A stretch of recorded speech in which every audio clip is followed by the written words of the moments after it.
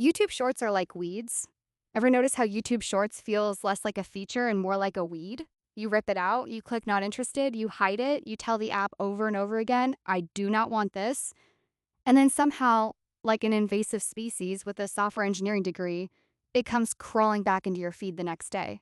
That is the feeling, not just annoyance, not just inconvenience. It feels personal.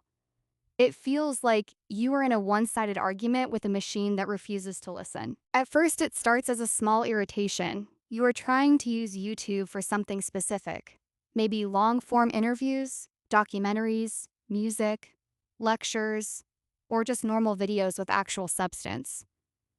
Then, there it is again. Shorts. Flashing, dangling, interrupting, demanding attention like a slot machine in video form. So you click to remove it. Fine. Gone. Peace restored. But then you come back later and it is back in the same place like nothing happened. And that is when the irritation turns into suspicion. You begin to wonder whether YouTube is ignoring you on purpose. The deeper frustration is not just that Shorts exists, it is that the platform appears to override user preference. You are sending a clear signal, no thank you, but the system seems to have another agenda. Why? Because Shorts are not really there for your convenience. It is there because it is strategically important to YouTube, it competes with TikTok, it boosts engagement, it traps wandering attention, it keeps people swiping.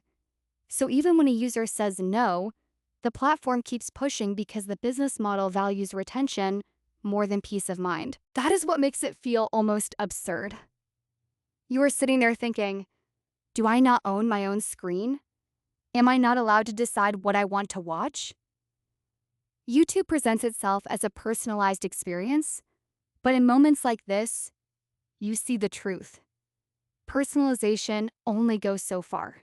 The second your preference collides with the platform's priorities, your preference starts to lose. The app says, in effect, we heard you, but we are going to try again tomorrow. And that is where the emotional charge comes in. Because it starts to resemble a broader problem with modern technology. We are told these systems are smart, we are told they learn from us, we are told they are built around choice. But again and again, users run into the same wall. The machine is not really serving you, it is steering you.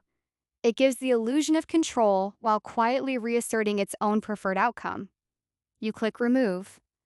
It clicks restore. So the story is not really just about Shorts. It is about the growing tension between human intention and algorithmic persistence. One person wants calm, focus, and long-form content. The platform wants velocity, compulsion, and endless microstimulation. One side wants to choose, the other side wants to optimize. And every time Shorts reappears after you removed it, that tension becomes visible again in one tiny maddening moment. In the end, what makes this so irritating is that it feels like disrespect at scale. Not dramatic oppression, not some grand conspiracy, just a small, repeated act of digital disrespect. You said no, the system said, try again. And after enough repetitions, you start to feel like you are not using YouTube anymore, you are negotiating with it.